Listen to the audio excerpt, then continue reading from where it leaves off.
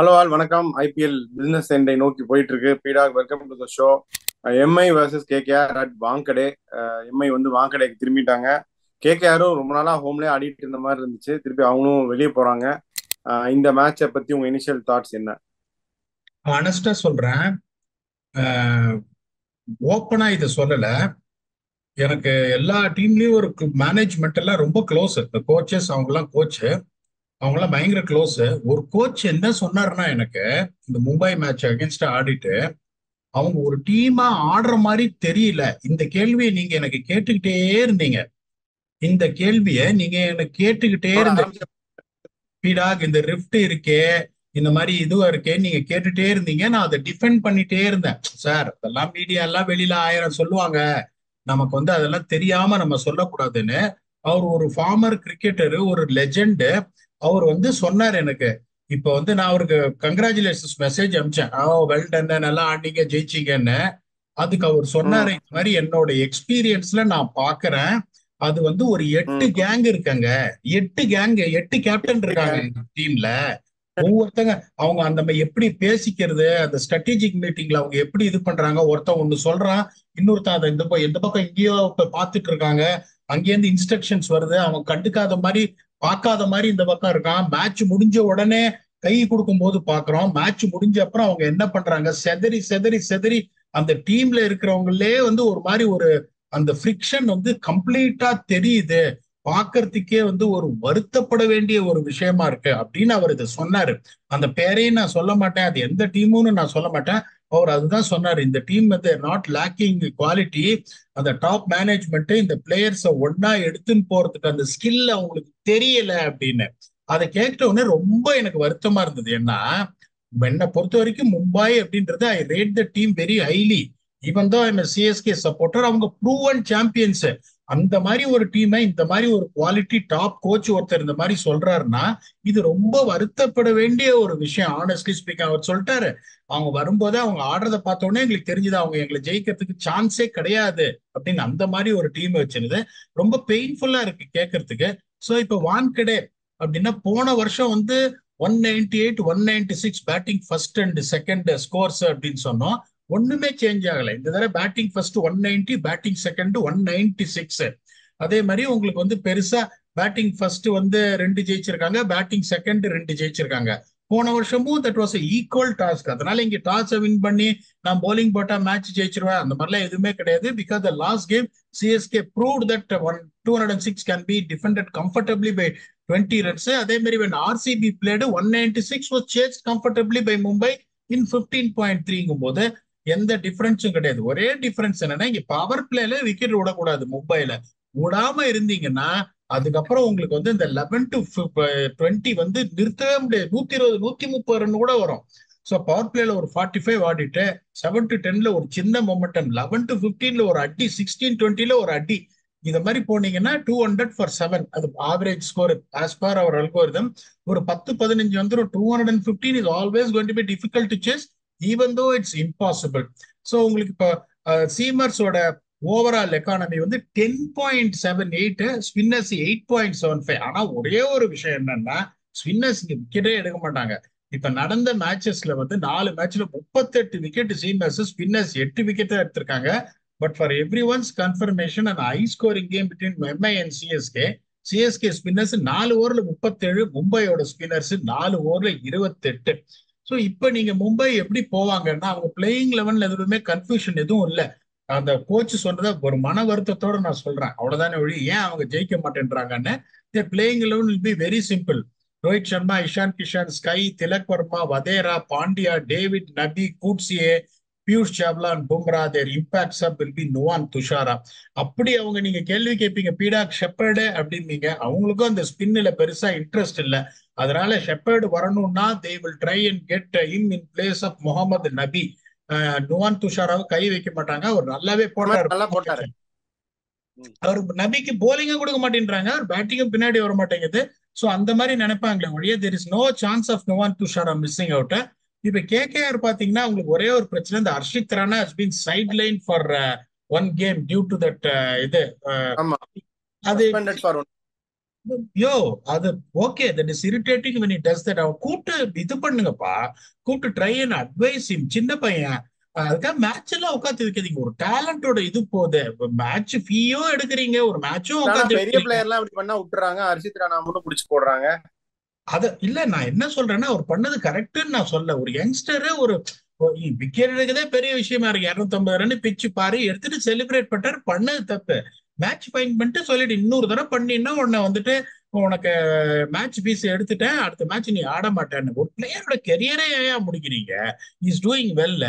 So அவங்க எப்படி போவாங்கன்னா, இந்த options of him, Phil Salt, Narine, Raghuvanshi, Shreyas Iyer, Venkatesh Iyer, Rinku Singh, Ramandeep Singh, Russell, Starc, Varun Chakravarthy, Vaibhav Arora, their impact sub will be Anukul Rai.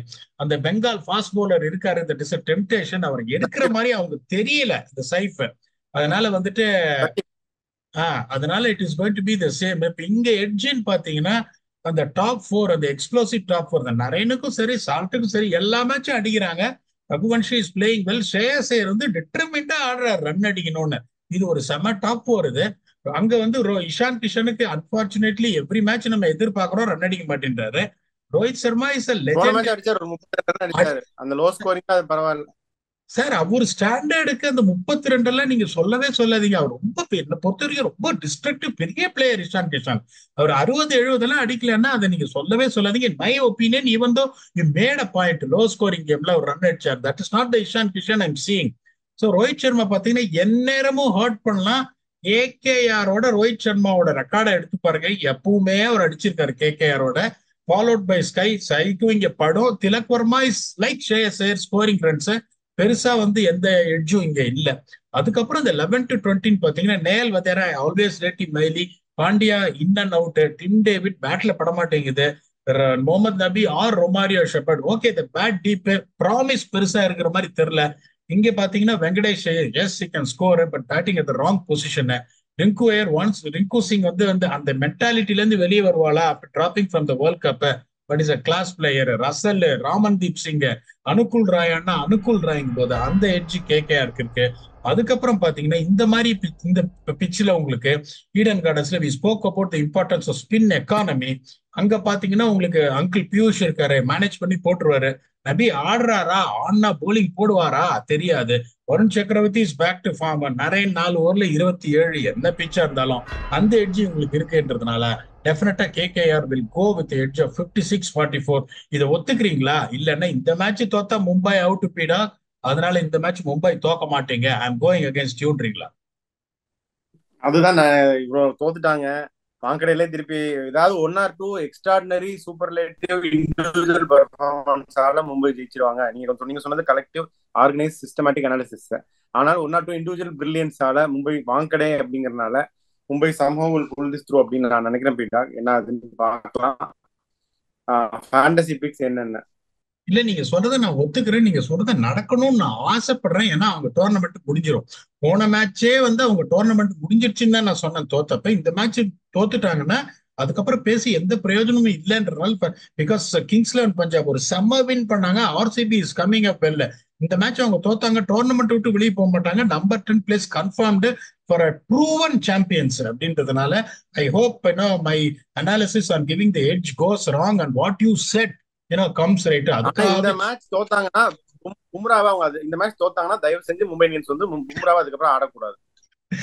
இல்ல இல்ல, கரெக்ட் அந்த தானே? மாதிரி யோசிச்சு பாருங்க. அந்த மாதிரி ஒரு சுச்சுவேஷன் வந்துரும். நீங்கன்னு கிடையாது, எல்லா பப்ளிக் அவுட் பஸ்ட் வந்துரும். யோ நீங்க எப்படியும் கடைசி பிளேஸ் தான், இனிமே நீங்க ஆடி என்ன பண்ண போறீங்க? வேர்ல்டு கப்பாவது பார்க்கலாம், வெளியே போங்க, நீங்க பும்ரா உக்காத்தி வைங்க, ரோஹித் சர்மா ரெஸ்ட் கொடுங்க, இப்படி எல்லாம் சொல்ல ஆரம்பிச்சிருவாங்க. அதனால அந்த மாதிரி ஒரு சுச்சுவேஷன் ஒரு 5 டைம் ப்ரூவன் சாம்பியன்ஸ் வரக்கூடாதுன்னு நினைக்கிறதுனால I want rather my analysis to go wrong at the edge. What you have given should come right. On the request for fantasy இங்க பாத்தீங்கன்னா நிறையலாம் நீங்க விடவே கூடாது. திலக் வர்மாவை நான் விடவே மாட்டேன். அவர் ஃபெயிலியர்ன்றது ரொம்ப ரேரா இருக்கு. Shreyas Iyer please get in is among ஸ்டன்ஸ். Bumrah will pick wickets. Suryakumar Yadav இந்த பிச்சில் படம் அண்ட் ஆண்ட்ரி ரசல். ஸோ என்னோட 6 picks Narine, Shreyas Iyer, Tilak Varma, Bumrah, SKY and Russell.